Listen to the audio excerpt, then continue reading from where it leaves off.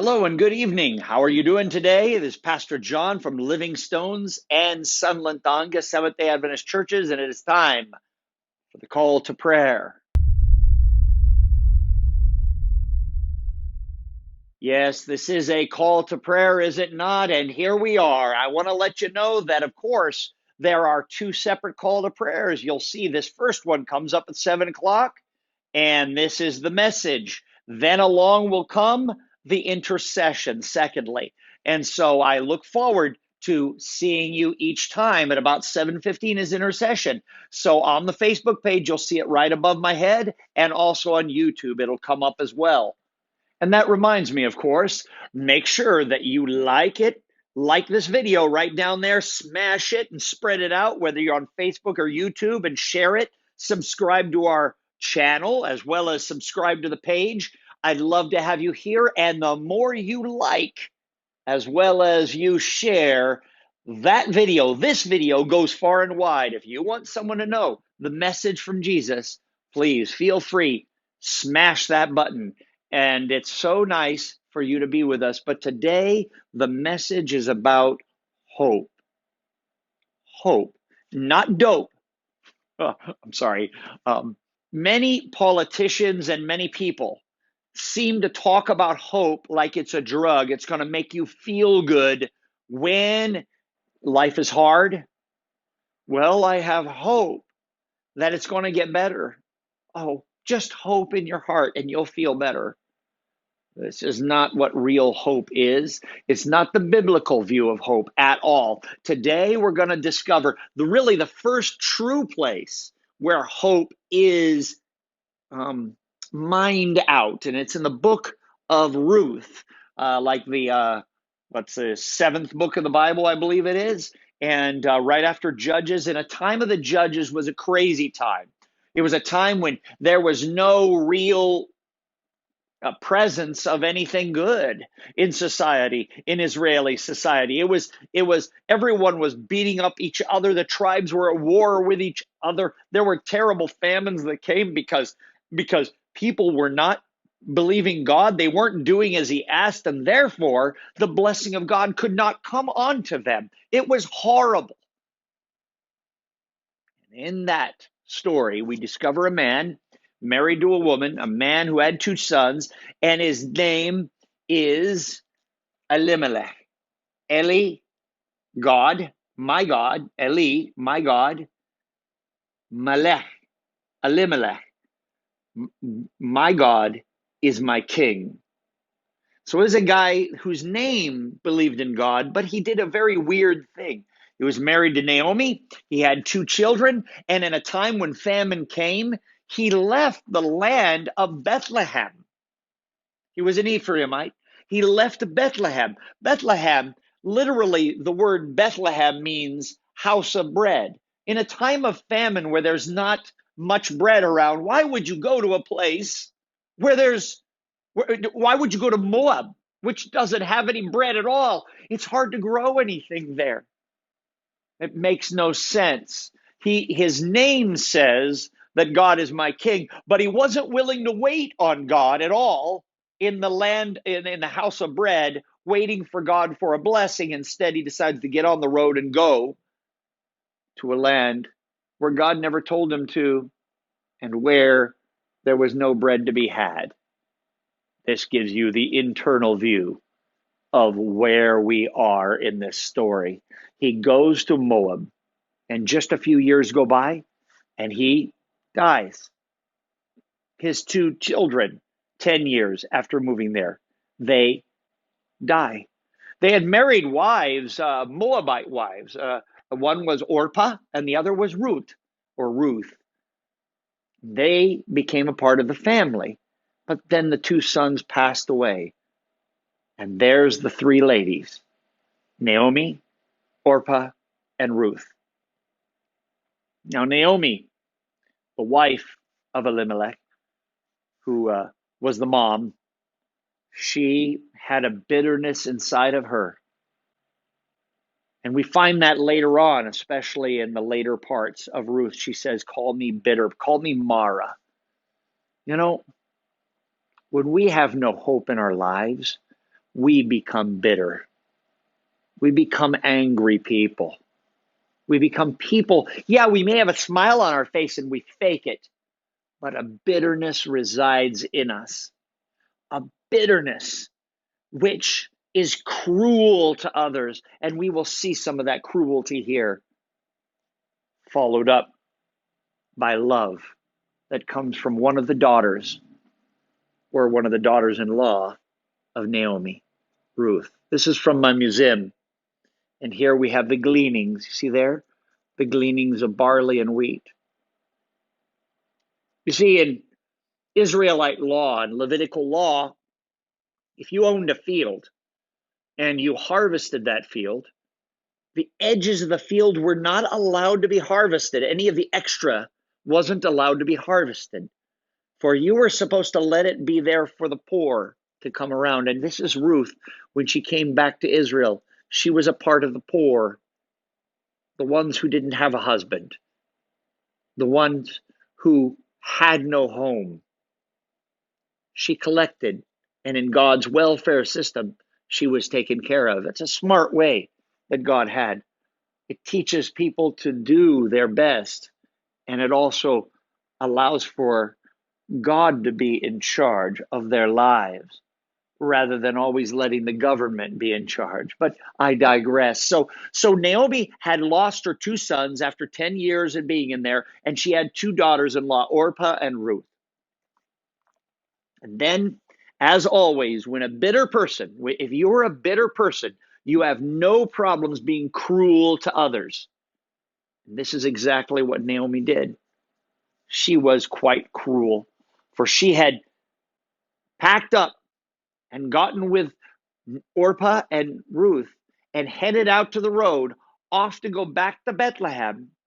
And when she hit the road, when she got to the King's Highway there that went right along Moab, near actually ancient area of Petra, she stopped. And then she turned to them and she said, "You shouldn't go with me. You should go to your own families." Imagine that. If you packed to go somewhere and you had friends with you, or family with you, you pack the car, you get in the car, and the minute that you get in the car, then you say to the person that's going to be getting in the car, "You're not going to go with me. Why don't you go home, go somewhere else, go where people will accept you. Don't go to Israel. I got my own family there. You go to your family." That's exactly what she says here. Go to your own families and your own homes. And the girls started to cry, as I would too, because those girls, they had given their heart to Naomi as their mother, as their mother-in-law, and the boys, they loved their husbands. They were staying together to stay strong together in hope of a future. And yet Naomi says, "Go to your own family. I don't need you. Go to your own."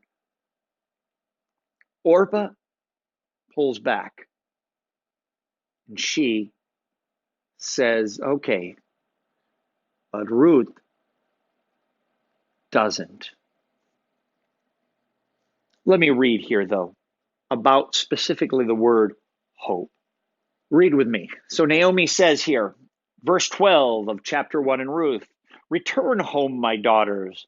I am too old to have another husband. And even if I did, even if there was hope for me, even if I had a husband tonight and gave birth to 2 sons, even then, will you wait until they grow up?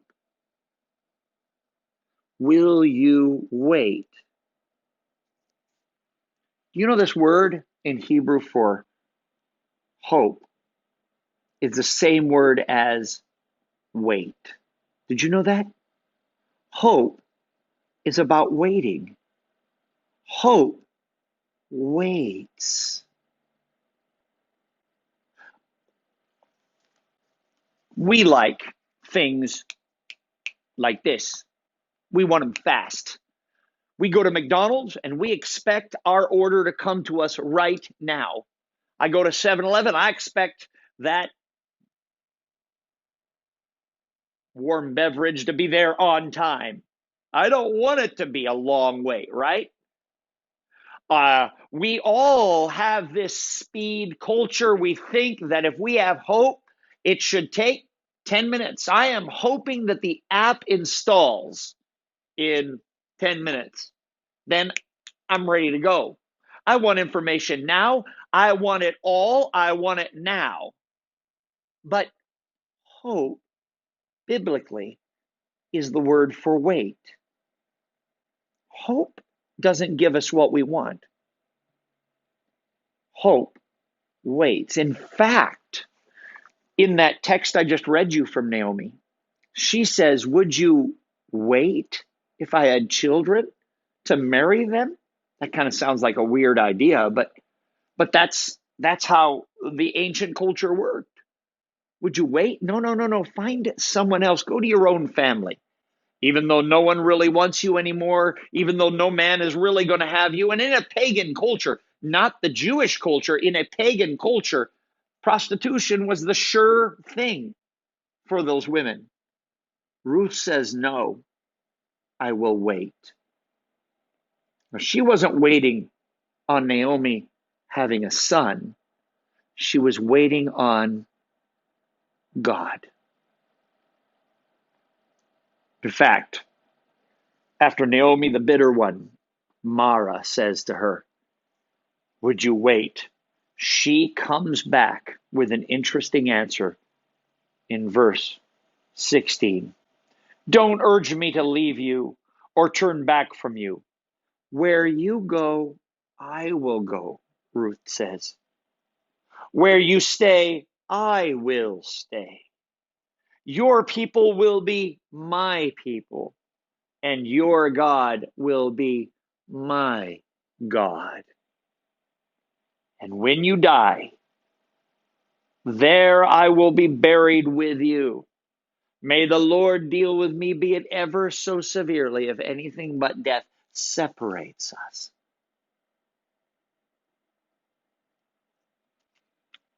Are you willing to wait on God? Do you know He waits on you? You know that? That's what the entire plan of salvation is about. How God waited on you. He loves you. He came, for God so loved the world, including us, that He gave His one and only Son, that whoever believes in Him would not perish but have everlasting life. Where you go, I will go, Jesus says. So He comes here to earth. Where you stay, I will stay. Bethlehem. Isn't it interesting? When Naomi goes back, she goes to Bethlehem. And Ruth, that becomes the home of Ruth. You know, Ruth was the great grandmother of David, King David. And actually, through her became the seed of Jesus Christ, who was to be born 1,200 years later. Isn't that powerful? Where you go, Jesus says, I will go, and where you stay, I will stay. Your God will be my God. And when you die, I will be buried near you. You know, Jesus died on a cross for you. And He loves you so much, He died on a cross for you. And then He was put in a tomb and marked with those who are just like you and me. A poor man buried in a tomb of a rich person, Joseph of Arimathea. But He didn't stay in that tomb. You know why? Because He was willing to wait. Hope is only hope if you have no hope. Did you get that? Hope is only hope if you have no hope.